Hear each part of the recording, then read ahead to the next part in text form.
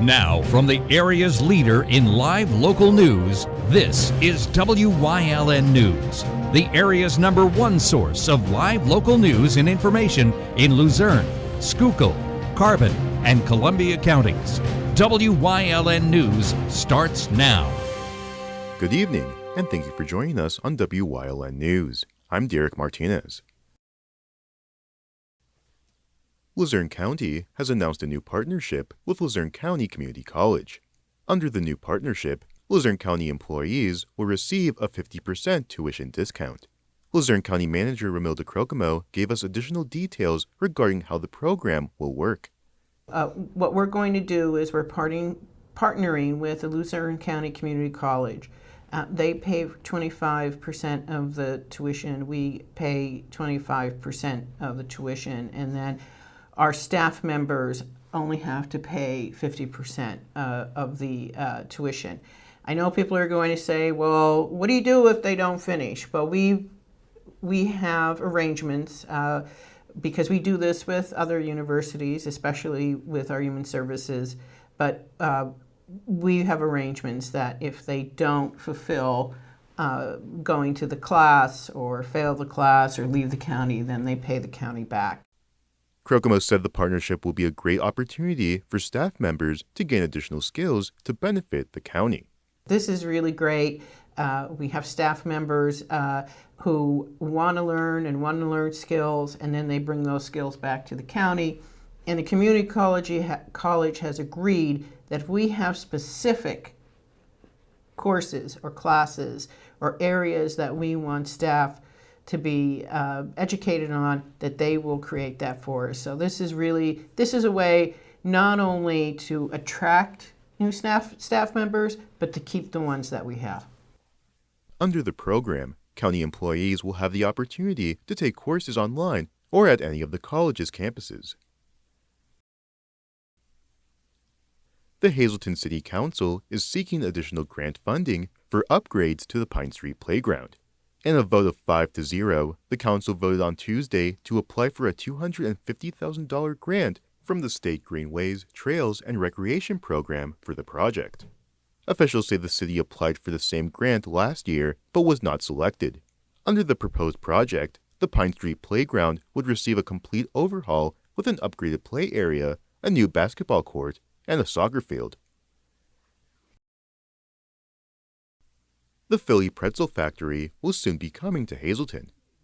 According to officials, the chain will be opening a location in the Laurel Mall in 2025.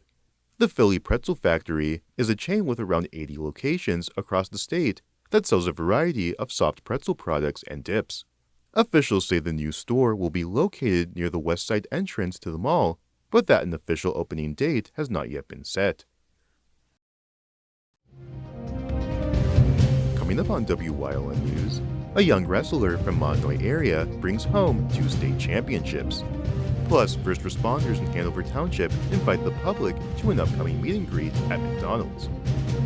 But first, we'll take a look at our 5-day forecast brought to you by the WYLN Weather Kids. We'll be right back.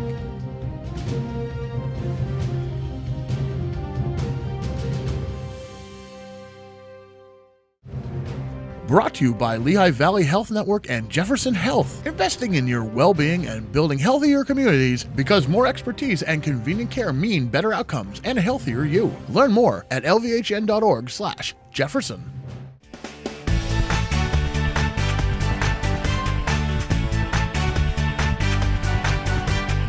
My name is Zyla, and tomorrow's gonna be rainy.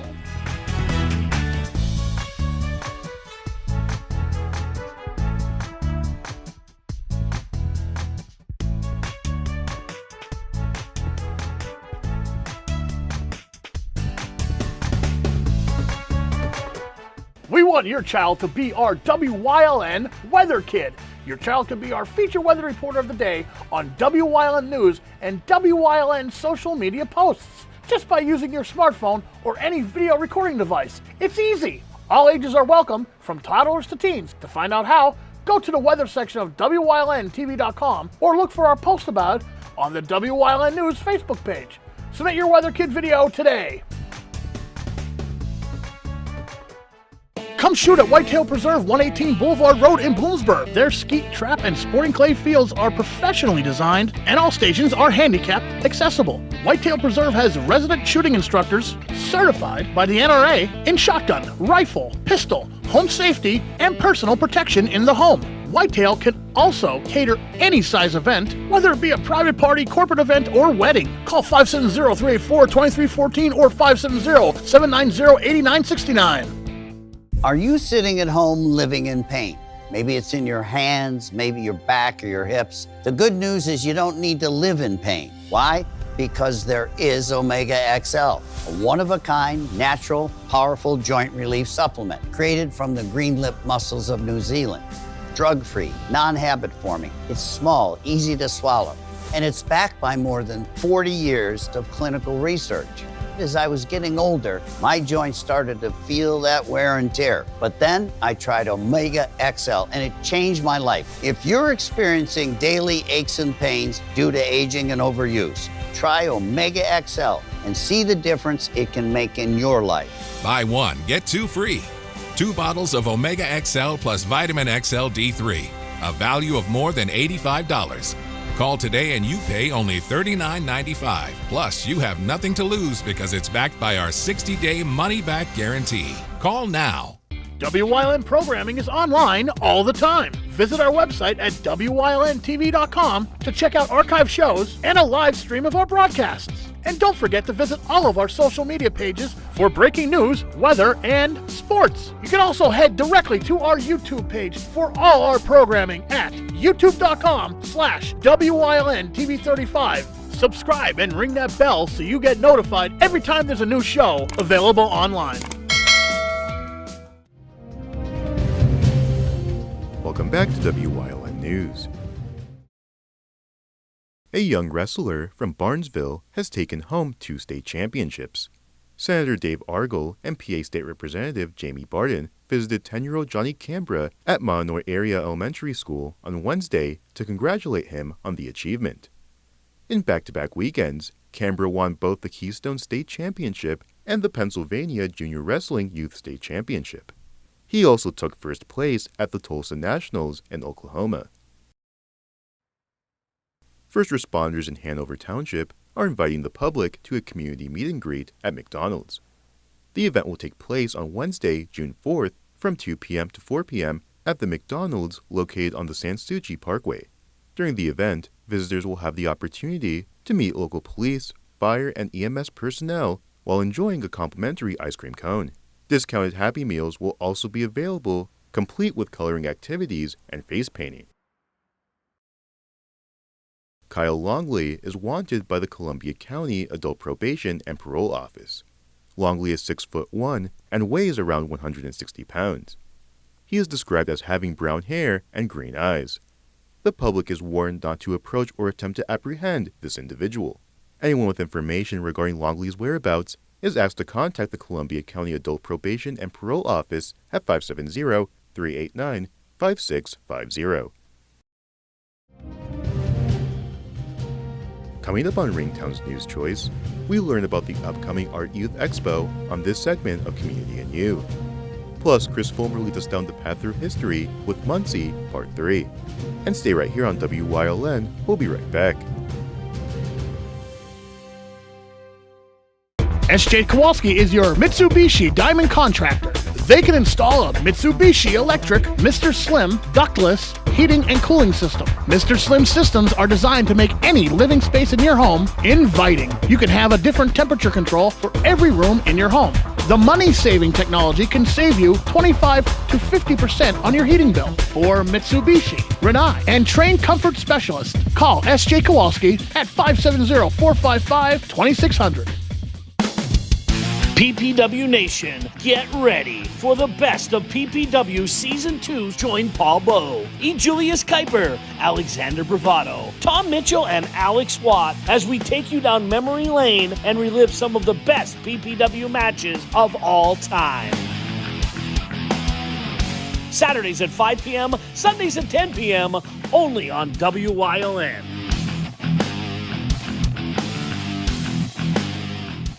Do you like craft beer? Do you want to learn the right way to sample wine?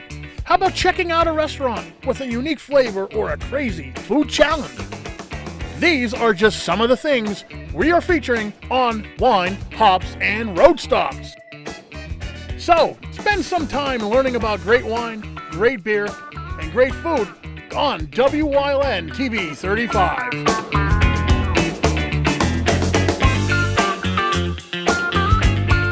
Cooking rice just isn't nice. Hi, Chef Daniel Green here with Rice Robot, the 1, 2, 3 rice cooker. Watch, 1 add the white cup for rice, 2 add the blue cup for water, 3 click it and let Rice Robot perfectly cook it. The secret is perfect cook technology that surrounds the rice with controlled heat for even cooking. Then Rice Robot senses when it's done, auto stops and keeps it warm to serve. It won't burn, overcook or undercook, guaranteed. And rice is just the beginning. Make mac and cheese, frittatas, oatmeals, soups and stews, even ramen dishes. And with a ceramic, ultra non-stick interior, cleanup's a breeze. Get the complete Rice Robot cooking system with the steamer tray and 1-2-3 recipe guide, all for just $39.99. It comes with a 90-day money-back guarantee. We'll even ship your entire order free. Order now. 1-800-640-8545.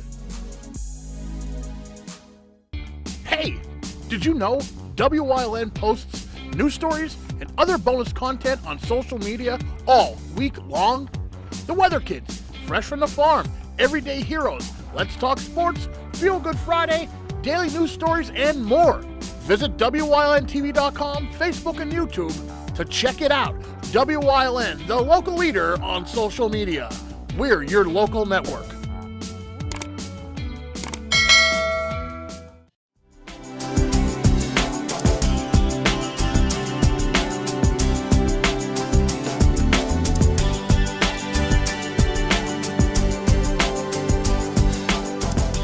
Welcome back to Community and You.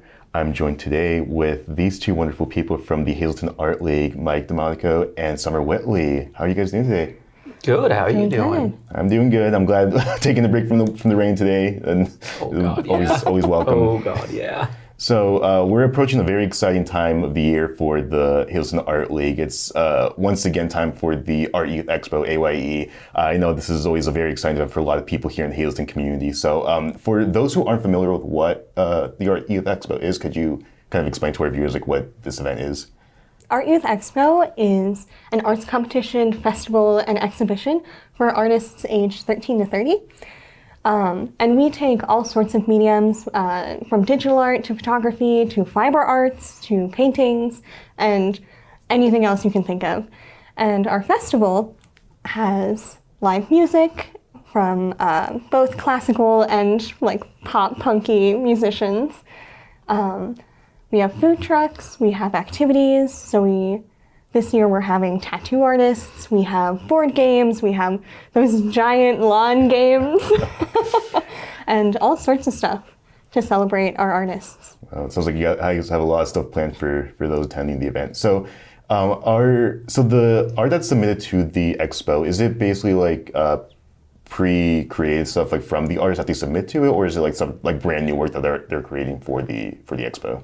I think it's a combination of the two.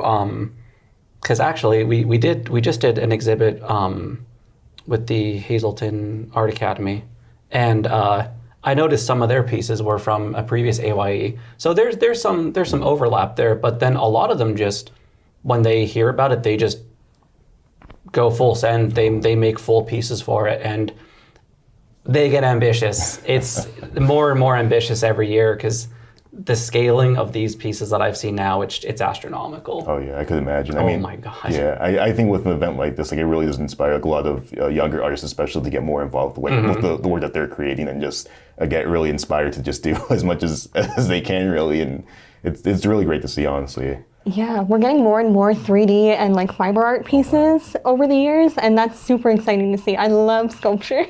Oh yeah, that's definitely amazing. I guess my next question would be like, has there been a favorite piece that you've seen just as kind of like a preview, like leading up to the expo that you've seen, or just like I know you mentioned sculptures, or like kind of like a type that you've seen that's like been like really like cool that maybe like you haven't seen before that will be coming to this expo this year? Do you have a favorite? I have a favorite. I do think there were similar ones last year, but someone brought in these like, I think they might be paper mache painted like sharks. They're they're gorgeous. Yeah. And I'm super excited to see those on display. Oh, yeah, I can't wait to see how Carl puts everything together with those. Yeah. There are, there's a few that are my favorite. I've noticed now the same style for this one artist. And they did AYE last year. They were at the Hazelton Arts Academy. And I just saw their same work in AYE now. Mm-hmm. And I'm always drawn to their work. But now there are a few, I love contrast. I love stark blacks and whites. And there are beautiful, beautiful, just pen and ink illustrations that just really fine line work on a massive scale. And my brain goes happy whenever I see those. I'm drawn to them. I'm sitting there, like, the gallery's not done and I'm just like, I love it. Like, I love it. Their talent is an understatement. Mm-hmm. You know, it's so much hard work that goes into it. Oh, there's also the pixel paintings that I'm super excited to see hung up. Yeah, this one artist, they did, it looks like pixel art just because it's blocked out. So close up, it's just all blocks of color. The further back you get, the clearer it gets, and it's amazing. Oh my God, it's so cool. It's so cool. Yeah, so many really, really interesting and really creative pieces like that. It's like so amazing to see there. It's outstanding. The things that I think all the ones we listed might be from our teen category. Oh, wow. The things that these kids come up with is phenomenal, but we also have a lot of adult artists that bring really great, like more classical inspired works as well that are super beautiful. And if there's anyone who's still interested in participating in the expo, is there still time to submit artwork to it, or? So we don't have, our application for artwork exhibitions is closed, but we do still have our vendor and bake jam applications open. Those will be open until Friday night. And bake jam is our amateur bake sale for people who feel really passionate about frosting cupcakes. Yeah, I think you guys had that at last year's expo, correct? Yeah, yep. So if you love shaping and decorating cookies in really weird ways, or even making jams and jellies, that's a way that you can still get involved. Or if you make things that you want to sell. So we like to feature people who make their own stickers and paper products like cards. And we also like to feature artists who have like artisanal things like jewelry and pottery that they make themselves. So yeah, there's still time for those too. Right. And I think that's really cool because it kind of shows that there are like many different ways to participate in the expo instead of just like kind of like the traditional way. There's like, if you have like your own like creative way of like contributing to the expo, there's like so many ways you can do that. So. Yeah, of course. And I almost forgot, our open mic night is this Friday. Oh, nice. That you don't have to sign up for. So we don't have room for like a dance troupe, but a single dancer I think we have room for. We could adjust the stage. We can adjust the stage. We can adjust the stage. If we need it wider, I'll make it wider for them. I'll do it right then and there. Yeah. So you can sing, you can dance, you can read poetry. And we'd also really like to hear some actors do some dramatic readings of like soliloquies or short scenes. Did you see, and this blows my mind, but there have been 2 years in a row now where people have just read short excerpts from their short stories. That's super like what cool. you're saying right now, that has happened the past 2 years in a row. And we really want to see that happen more. Yeah, it blows my mind because I'm just like, you hear open mic and you're like, okay, there's gonna be some comedy, there's gonna be some singing, but no, here's a short story I'm writing and it's just, yeah, go for it, this is wild. I love it. So anything you can do on a stage. Yeah. That's happening Friday at 8 p.m. at the Hazelton Launch Box, which is a couple doors down from the Hazelton Art League. Very nice. Once again, thank you both, Mike and Summer, for joining us here on Community and You. Definitely check out the Art Youth Expo this weekend here in Hazelton, and we'll see you next time. Thanks for having us. Yeah.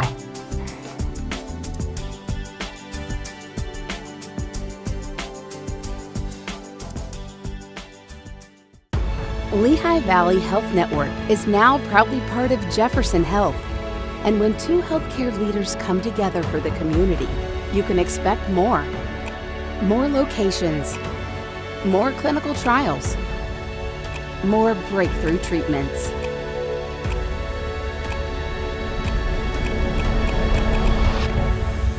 Jefferson Health and Lehigh Valley Health Network. Together for the future of care. PPW Nation, get ready for the best of PPW Season 2. Join Paul Bowe, E. Julius Kuiper, Alexander Bravado, Tom Mitchell, and Alex Watt as we take you down memory lane and relive some of the best PPW matches of all time. Saturdays at 5 p.m., Sundays at 10 p.m., only on WYLN.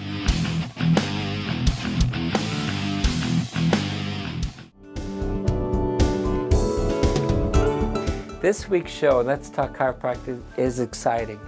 Anna overcame the language barrier. She learned how to speak English. She had a car accident. She came for a chiropractor, and through proper communication, I'm gentle, and she got great results. So check in on the show.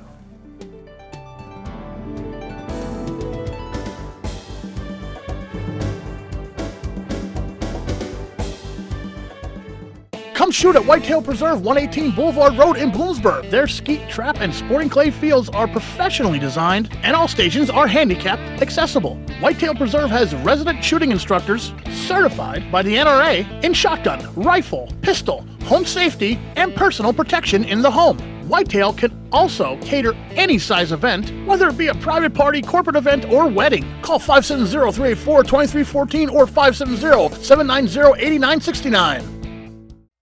Something is out there. What it is, no one knows. However, since its first sighting, there have been numerous reports of strange lights in the night sky. Some say they are extraterrestrials, flying saucers. But to all of those seemingly unrelated uncertainties, there is one common thread. Watch Solo Spaceman on WYLN Thursdays at 1:30, Saturdays at 7, and Sundays at 4:30.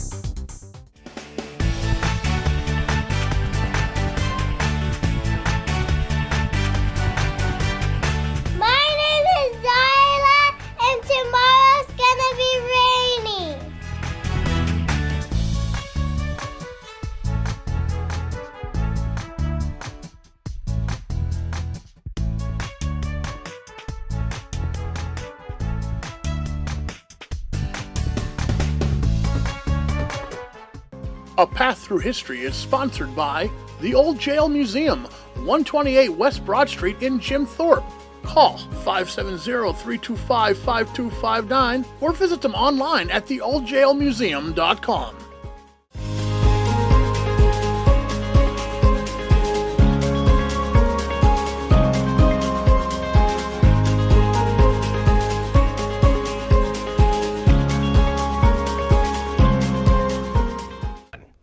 Industry took firm root in Muncie in the latter stages of the 20th century. One major business was the Muncie Woolen Mills, which in 1882 opened on South Market Street near the end of the Muncie Canal. It produced blankets, making over $50,000 a year, and at the 1893 Chicago Exposition, it would win awards for its blankets' quality. It closed down in 1929, but reopened in August of that year as the Muncie Textile Company. It operated under this name until 1932, when it closed down again. From 1937 to 1944, it was run as Glenbrook Mills, and then as Wyln Manufacturing after that, making pajamas. Wyln closed the plant in 1960, and it was torn down in 2013. Another major Muncie manufacturing business was the Sprout Waldron Company, which originally made hay forks. Founded in 1866 by Lewis B. Sprout and his brother Samuel, Lewis would eventually bring his son Charles and son-in-law John Waldron into the business as well. A new factory was built in 1883. It burned down in 1888, but was rebuilt bigger than ever. Sprout Waldron would diversify its business, also going into the world of making French burr mills in 1886. Burr mills ground corn and wheat, and could be powered either by a steam-powered generator or a horse-powered treadmill. Sprout Waldron soon gained the name Mill Builders to the world for its many agricultural products. It still operates in Muncie today under a different name. Other businesses thrived in Muncie during those years as well, from the Muncie Manufacturing Company, which made furniture, the Chilliwack Flour Mill, and the Cherry Tea Room. When the United States entered World War I in 1917, many young men across the nation volunteered for service. Among these was Roland Ritter, who was born in Muncie in 1892. Ritter graduated from Muncie High School in 1911 and then from Drexel in 1916. A year after graduation, he enlisted with the Signal Corps Reserve, the Army's first aviation service. He He went to Scotland to further train with the British Royal Flying Corps, and thus was able to get into action on the Western Front, where he was promoted to first lieutenant in March 1918. War would not be an enjoyable experience for Ritter, and his letters to his family during this time were filled with a grim resignation, as if he knew it would end badly for him. These premonitions proved gravely true on August 24, 1918, when Lieutenant Ritter would be fatally shot down while flying over enemy lines near Bapaume, France. Roland Ritter rests today in the Somme American Cemetery in Bonny, France. Muncie's American Legion post number 268 is named in his honor. The last log raft floated down the Susquehanna's West Branch in 1912. By 1938, the glory days of rafting had long passed. Many of the old-timers, however, had kept alive through the decades with reunions and reenactments. One old-time raftsman had been Vince Tonkin, who had lived near Cherry Tree, Indiana County. He had died in 1908, but his sons Dudley and Ord, whom he had taught all about his time in the river, kept his name and trade alive. In 1938, the brothers announced that they were sponsoring one final rafting trip down the Susquehanna in memories of days gone by. They contracted out to as many surviving old-time raftsmen as they could find, and the men started building one final raft for the voyage. The eventual raft was 112 feet long and composed of 35,000 feet of board lumber. On March 14, 1938, it was launched near McGee's Mill, Clearfield County, with Harry Connor of nearby Burnside, a man with nearly 50 years of rafting experience, at the helm. Its destination was Harrisburg, nearly 200 miles away, where, upon arrival, it would be sold as special lumber. Thousands of bystanders would flock along the riverbanks whenever the last raft cruised in each community along the way. While there were concerns about getting past a dam at Lock Haven and a river chute at Williamsport, the raft successfully navigated these. Below Williamsport, it was assumed that all would be smoother sailing. The last raft approached Muncie in the morning of March 20th. Connor had by this time relinquished control to another crew member who had more experience with sandbars in the area. A large crowd had gathered in the Philadelphia and Reading Railroad Bridge south of Muncie to watch the approaching raft pass. The raft aimed to go under a certain span of the bridge, but as it started doing so, a cry went up aboard the vessel and those floating nearby for it to take another span instead. The oarsman in control at the rear of the raft, who was hard of hearing and could not see the pilot from his position, took this to be a direct order and veered the craft hard to the left. This put it straight in line with the bridge pier, and the rapid current left not enough time for a course correction. To the horror of onlookers, the raft slammed hard into the pier, sending everyone on board into the freezing cold river. Bystanders immediately dove and rowed into the river to try and save the men. Several of the raft's passengers, however, would not survive. Among the dead was Harry Connor, as well as Montgomery's mayor Charles F. Taylor, who had hopped onto the raft in Williamsport with the hopes of making a triumphant entry into his community. An inquest was held, which determined that what became known as the last raft tragedy was purely an accident. In the aftermath of the tragedy, the raftsmen quickly got their raft back into the river and continued their now more somber journey to Harrisburg. They arrived in the state capital on March 25th, and the last raft was quietly sold for scrap.